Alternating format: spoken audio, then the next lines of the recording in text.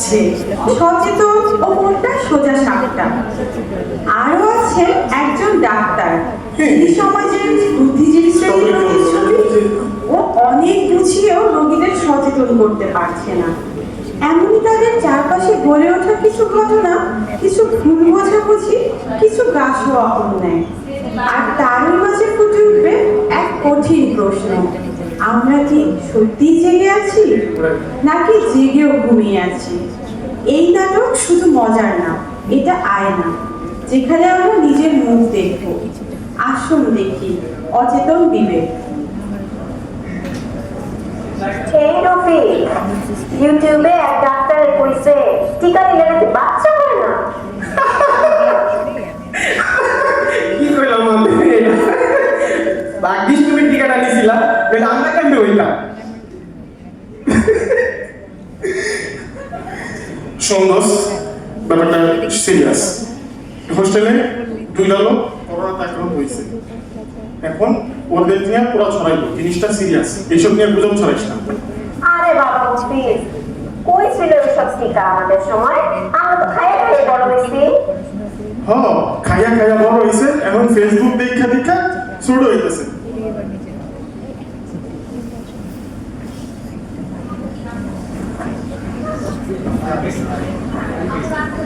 কি রাফিক ভাই, মনে আছে পাশের বাসার তারেকের কথা? সময় মতো ভ্যাকসিন নেয় নাই, এখন নেটফ্লিক্স এন্ড চিল না কইরা আইসিইউতে শুয়ে শুয়ে ফ্যানের পাখা গন্ধে। খুব তো কইছিল আমরা করোনার চেয়েও শক্তিশালী, আমগো কিছু হইব না। এমন হইল তো? আসলেই তো, তখন তো ভাবছিলাম হিরো, কিন্তু এখন তো দেখতেছি আসলেই জিরো। না, কাজটা ভালো হইলো না, টিকাটা নিতেই হবে।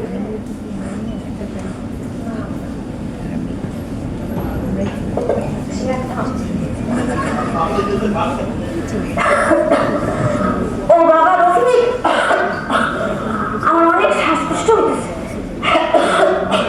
ব্যথায় মরে যেতেছি বাবা।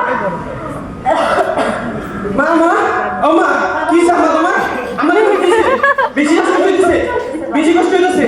ওই মফিজ, মফিজ, ওই মফিজ, কই তুই? এদিকে আমার কষ্ট হইতেছে, আমার কষ্ট হইতেছে। আমার কি হইছে? আসলে দিতে দর দর তুই তাড়াতাড়ি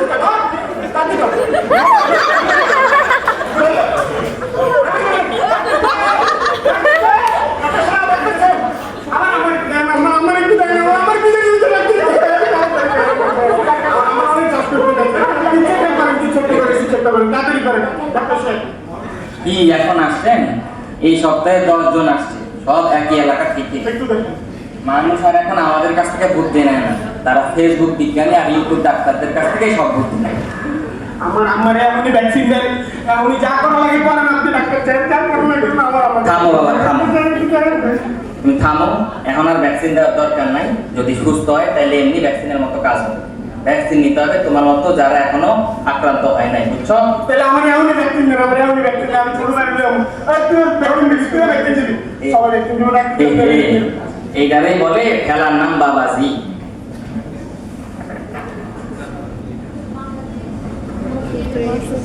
ধন্যবাদ সবাইকে। নিজের ভালোর জন্য আমিও বদলেছি, এখন আর ফেসবুক ইউটিউব নয়, ডক্টরের কাছ থেকে স্বাস্থ্য বিষয়ে পরামর্শ নেব। শুধু ডাক্তার না, আপনিও হতে পারেন একজন চেঞ্জ এজেন্ট। ভ্যাকসিন নিন, গুজবে নয়, বিজ্ঞানী বিশ্বাস রাখুন। একটা সচেতন সিদ্ধান্তই পারে হাজার প্রাণ বাঁচাতে। আপনি প্রস্তুত তো?